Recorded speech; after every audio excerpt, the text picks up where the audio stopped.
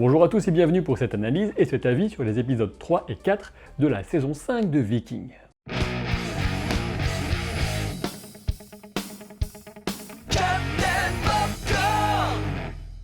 Alors oui, je sais bien, du temps s'est écoulé depuis la première vidéo que j'avais consacrée au double premier épisode de cette saison 5, mais même si je prends toujours autant de plaisir à regarder la série, ça ne peut pas être le seul critère de mon côté pour décider du sujet de mes vidéos. Comme vous le savez déjà très bien, l'un des objectifs d'une chaîne YouTube, c'est notamment d'être regardé par le plus de monde possible, et éventuellement cela pourrait d'ailleurs me permettre d'en vivre, mais pour le moment, je dois bien avouer que la vidéo sur Viking est assez décevante, elle fait beaucoup moins de vues que d'autres vidéos de la chaîne, et du coup forcément je me pose des questions. En résumé, je verrai comment celle-ci est reçue, mais si elle fait le même résultat que la précédente, ça risque d'être la dernière vidéo de ce type sur Vikings, même si je ne m'interdis pas bien sûr de faire une vidéo de mi-saison ou de fin de saison. Pour le moment, les personnages de la série sont éparpillés de par le monde, et j'ai décidé de traiter ces deux épisodes 3 et 4 comme un seul épisode, et d'y aller groupe par groupe. Commençons par le duo le plus inattendu de cette saison 5 avec Harald et Astrid. L'épisode 3 nous a permis de découvrir le roi Harald sous un jour nouveau, alors qu'il revient parmi les siens qui l'accueillent chaleureusement. Et on peut dire que les conditions rustiques de ce port de pêche nous rappellent que la notion de royauté à cette époque dans la région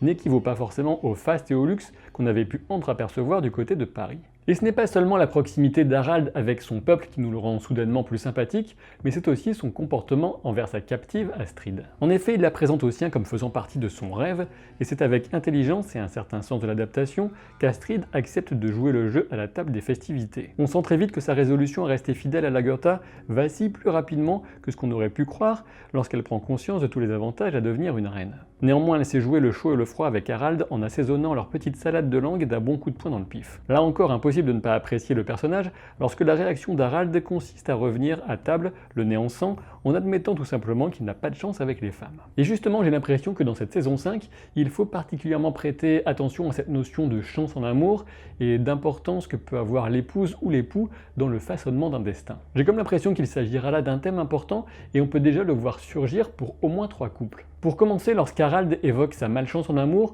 on peut se rendre compte avec l'épisode 4 que cela correspond à la façon dont Lagertha perçoit sa propre existence. En effet, Lagertha explique à Margaret qu'elle a été trahie par tous les hommes de sa vie, et sous cet éclairage, on peut mieux comprendre sans doute sa réaction lorsqu'Harald lui avait raconté ses déboires amoureux dans l'épisode 2. Que ce soit consciemment ou pas, Lagertha avait dû ressentir une sorte d'empathie vis-à-vis d'Harald du fait de son propre vécu.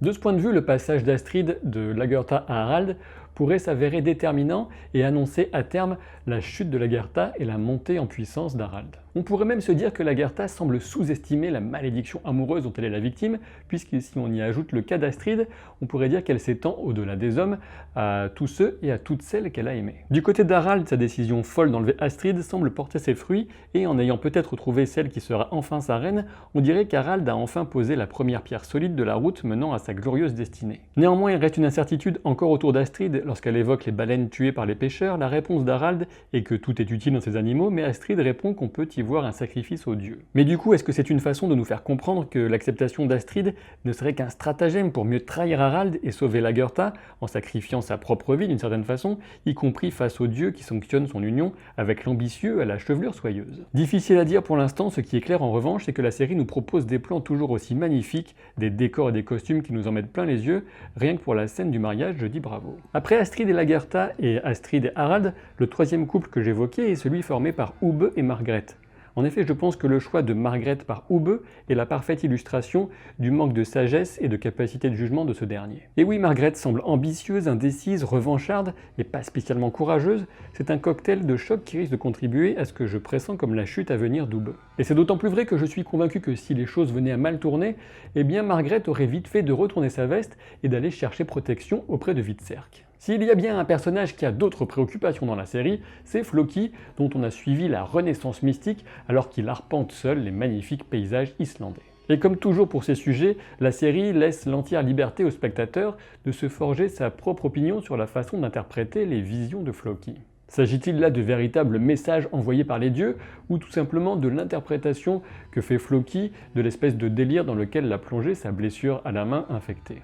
Il faut se rappeler que Floki avait épongé sa blessure avec l'eau boueuse entourée de fumerolles volcaniques, ce qui peut être une plus ou moins bonne idée en fonction des composants organiques présents, mais bon, pour lui c'est surtout un acte de foi face à un phénomène qu'il interprète forcément comme divin. Même si je peux me tromper, j'ai l'impression que les visions de Floki renvoient carrément aux Valkyries, ces envoyés des cieux, qui pouvaient décider qui vivrait et qui mourrait sur le champ de bataille, et parmi ceux qui étaient morts, ceux qui rejoindraient le Valhalla d'Odin.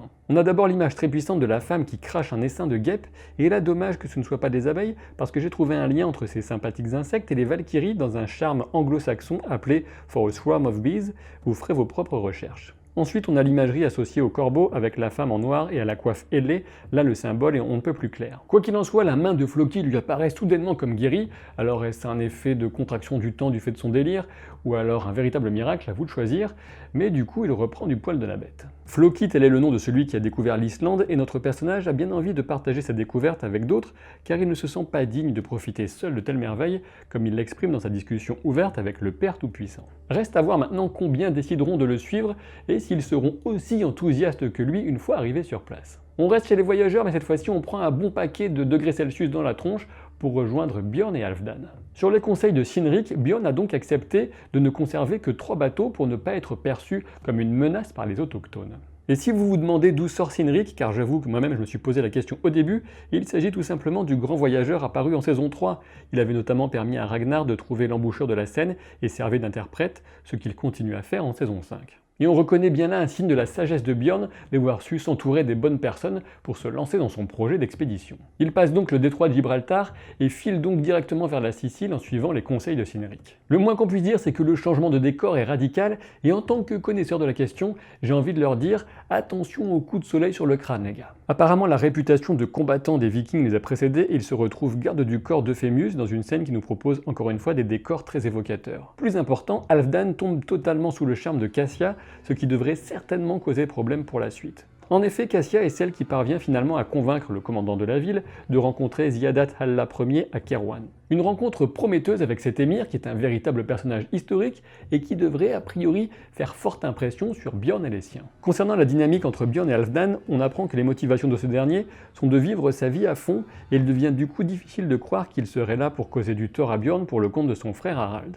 Mais du coup, si Halfdan se retrouve plus tard obligé de prendre parti pour l'un ou pour l'autre, je pense que le choix sera assez cruel, même si, au fond, je pense que la priorité ira toujours à son frère Harald. Je trouve que cette partie de l'histoire est plutôt prometteuse, j'ai hâte de voir comment cette intrigue va évoluer, et je me demande combien de temps Björn va pouvoir rester à l'écart des jeux de pouvoir de Kattegat. Il faut bien dire que si on en croit les révélations du vieux et inquiétant voyant à Lagertha, eh bien les retrouvailles avec son fils se feront sous de très mauvais auspices. Absente de l'épisode 3, Lagertha revient donc au devant de la scène pour forger une alliance de circonstances avec un houbeux qui se retrouve totalement isolé de ses frères. Malheureusement, comme je l'ai déjà souligné, Margaret semble devoir compliquer la situation en poussant Ubbe à saisir le pouvoir à la moindre occasion. Mais évidemment, la conséquence logique pour Ubbe serait potentiellement de se retrouver avec Björn à dos, en plus d'Ivar et de Hvitserk.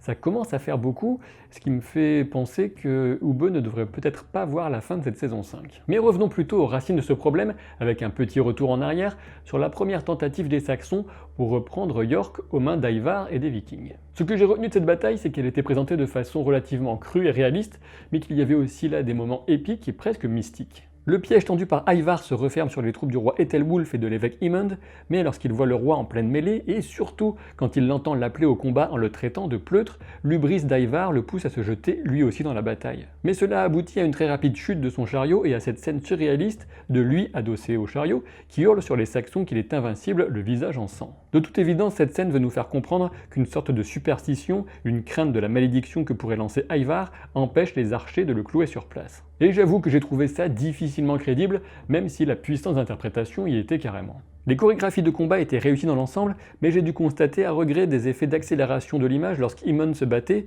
C'était supposé, je pense, souligner à quel point il est efficace, mais ça m'a totalement sorti de l'action. Et par ailleurs, l'évêque est blessé par une flèche, ce qui ne semble plus du tout le gêner ensuite, un peu facile et peu réaliste quand on sait la gravité des blessures dans les conditions réelles de l'époque. Quoi qu'il en soit, même après une telle victoire, les frères ne parviennent pas à s'entendre, et c'est donc en secret qu'Ubbe et Hvitserk vont proposer la paix aux Saxons pour récupérer les terres qu'on leur a promises. Ce qui est vraiment intéressant dans cette scène, c'est de voir qu'Alfred est le seul à envisager la possibilité de leur céder des terres, justement afin de trouver une issue pacifique, mais aussi de reconnaître reconnaître une victoire durable aux païens. Mais la réponse d'Emond est loin d'être aussi polie, et il se comporte en fanatique comme on pouvait s'y attendre. Le résultat principal, c'est évidemment le schisme profond, et sans doute irréparable, entre Ubbe et Ivar, lorsque ce dernier humilie publiquement ses frères pour leur piteuse tentative de saper son autorité. Dans l'épisode 4, je pense que les éléments les plus intéressants se déroulent dans le camp des Saxons, qui vient de recevoir le renfort des troupes de Northumbria, la famille de Judith. En effet, on sent encore, même si très subrepticement, un début de tension sexuelle entre Emond et la reine. Cela devient d'autant plus intéressant quand Æthelwulf affirme enfin son autorité de roi en réprimandant publiquement Emond, qui l'avait contredit une fois de trop. Et cette reprise d'autorité ne semble pas déplaire à Judith. Æthelwulf est moins épais qu'on ne pourrait le croire, et il a bien compris que la prétendue humilité d'Emond révèle tout au contraire un ego plutôt costaud chez le guerrier sacré qui est aussi un sacré guerrier. La tactique appliquée consiste donc à isoler la ville d'York pour affamer les païens, mais évidemment, Ivar a trouvé un espèce de secret qui lui permet d'aller et venir à l'insu des Saxons. Et puisqu'Ivar évoque les Romains, on peut supposer qu'il y a un réseau souterrain dans la ville, peut-être là où ses troupes se cachent alors que les Saxons entrent dans une cité apparemment déserte. En tout cas, c'est l'impression que m'a donné la remarque d'Emond sur le fait que les rats n'ont rien à faire à la surface. J'en déduis que les Vikings sont cachés en sous-sol et s'apprêtent à surgir. Concernant Ivar justement, la série en fait peut-être un petit peu trop, je ne sais pas ce que vous en pensez, pour le rendre supérieurement intelligent et machiavélique. Toutefois, je pense qu'il a vraiment commis une erreur en humiliant Hvitserk avec son wouf wouf quand ce dernier disait qu'il n'était le petit chien de personne. Un autre passage révélateur sur Ivar était celui de la jeune esclave blonde. Il est fasciné par la conviction qu'elle a dans le fait qu'il est un élu des dieux du fait de sa différence physique. Et s'il la libère, c'est sans doute qu'elle vient de lui donner ce dont il a le plus besoin, une sorte de confirmation de ce destin grandiose qu'il espère être le sien. Vous l'avez compris, je pense qu'Ivar joue sans cesse le rôle de celui qui est totalement empli de certitude, mais c'est pour mieux cacher le fait que c'est le doute qui l'habite véritablement. Merci à tous ceux parmi vous qui me soutiennent sur Tipeee et qui donnent leur contribution pour me permettre de poursuivre ce projet fou de cette chaîne YouTube. Si vous avez aimé la vidéo, je vous invite à laisser un pouce en l'air, à vous abonner à la chaîne si ce n'est pas encore le cas, et je vous dis à très vite pour de nouvelles aventures. Salut!